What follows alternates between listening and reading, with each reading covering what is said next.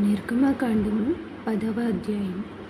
కాగా యెహోవా మోషేతో, ఫరో యొద్దకు వెళ్ళుము, నేను యెహోవానని మీరు తెలుసుకొనున్నట్లు నేను చేయు సూచక క్రియలను ఐగుప్తీయుల ఎదుట కనపరచుటకు నేను వారి ఎడల జరిగించిన వాటిని, వారి ఎదుట కలుగచేసిన సూచక క్రియలను నీవు నీ కుమారుని కుమారునికి ప్రచురము చేయనట్లును నేను అతని హృదయమును, అతని సేవకుల హృదయమును కఠినపరచితినెను.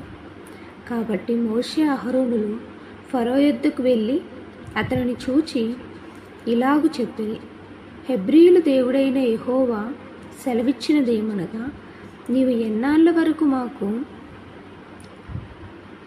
లొంగనొల్లకు ఎందువు?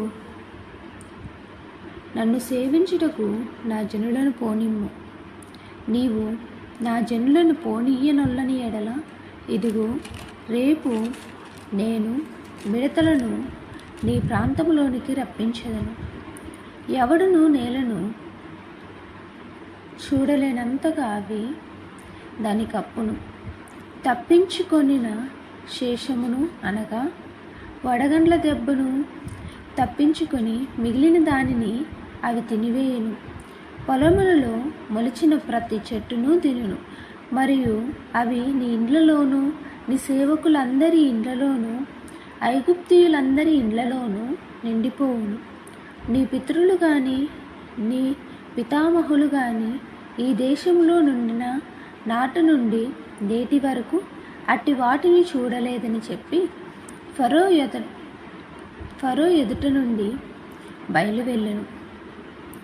అప్పుడు ఫరో సేవకులు అతన్ని చూచి, ఎన్నాళ్ళ వరకు వీడు మనకు ఉరిగా నుండును? తమ దేవుడైన యెహోవాను సేవించుటకు ఈ మనుషులను పోనిమ్ము. ఐగుప్తు దేశము నశించినదని నీకింకను తెలియదా అనిరి. మోషే అహరోనులు ఫరో యొద్దకు మరలా రప్పింపబడగా అతడు, మీరు వెళ్ళి మీ దేవుడైన యెహోవాను సేవించుడి. అందుకు ఎవరెవరు వెళ్ళుదురని వారిని అడిగెను. అందుకు మోషే, మేము యెహోవాకు పండుగ ఆచరింపవలెను గనుక మా కుమారులను, మా కుమార్తెలను, మా మందలను, మా పశువులను వెంటబెట్టుకొని మా పిన్న పెద్దలతో కూడా వెళ్ళుదమనెను. అందుకతడు, యెహోవా మీకు తోడైయుండునా? నేను మిమ్మును మీ పిల్లలను పోనిచ్చెదనా? ఇదిగో, మీరు దురాలోచన గలవారు పురుషులైన మీరు మాత్రము వెళ్ళి యెహోవాను సేవించుడి. మీరు కోరినది అదే కదా అని వారితో అనగా, ఫరో సముఖం నుండి వారు వెళ్ళగొట్టబడిరి. అప్పుడు యెహోవా మోషేతో, మిడతలను వచ్చినట్లు ఐగుప్తు దేశం మీద చెయ్యి చాపుము. అవి ఐగుప్తు దేశం మీదకి వచ్చి ఈ దేశపు పైరులన్నిటినీ, అనగా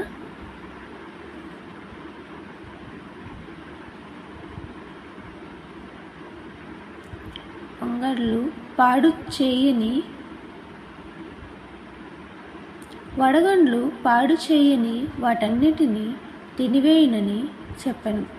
మోషే ఐగుప్తు దేశం మీద తన కర్రను చాపగా యెహోవా పగలంతయు ఆ రాత్రి అంతయు ఆ దేశం మీద తూర్పు గాలిని విసరజేశాను. ఉదయం అందు ఆ తూర్పు గాలికి మిడతలు వచ్చెను. ఆ మిడతలు ఐగుప్తు దేశం అంతటి మీదను వచ్చి ఐగుప్తు సమస్త ప్రాంతములలో అట్టి మిడతలు ఎప్పుడునూ ఉండలేదు. తరువాత అట్టివి ఉండబోవు.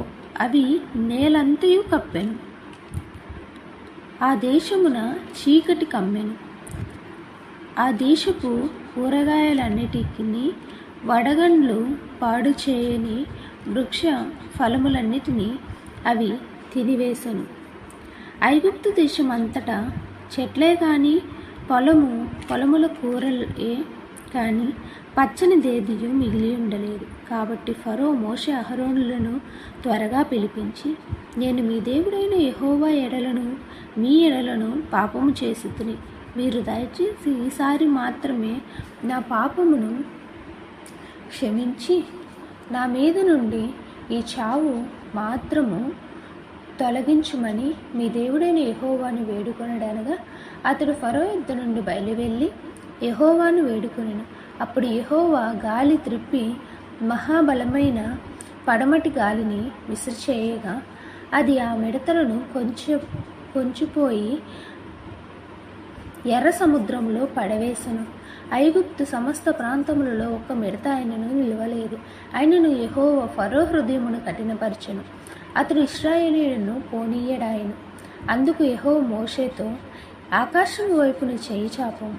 ఐగుప్తు దేశం మీద చీకటి, చేతికి తెలియనంత చిక్కని చీకటి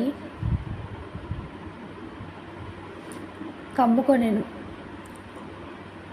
మోషే ఆకాశం వైపు తన చెయ్యి ఎత్తినప్పుడు ఐగుప్తు దేశమంతయు 3 దినములు గాఢాంధకారమాయెను. 3 దినములు ఒకనినొకడు కనుగొనలేదు. ఎవడును తానున్న చోటు నుండి లేవలేకపోయెను. అయినను ఇశ్రాయేలీయులందరికీ వారి నివాసములలో వెలుగుండెను. ఫరో మోషేను పిలిపించి, మీరు వెళ్ళి యెహోవాను సేవించుడి.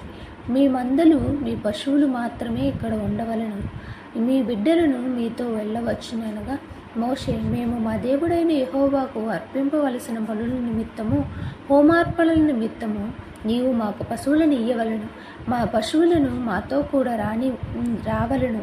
ఒక డెక్క అయినను విడవబడదు. మా దేవుడైన యెహోవాను సేవించుటకు వాటిలో నుండి తీసుకొనవలెను. మేము దేనితో యెహోవాను సేవింపవలనో అక్కడ చేరక మునుపు మాకు తెలియదనెను. అయితే యెహోవా ఫరో హృదయమును కఠినపరపగా అతడు వారిని పోనీయనొల్లక ఉండెను.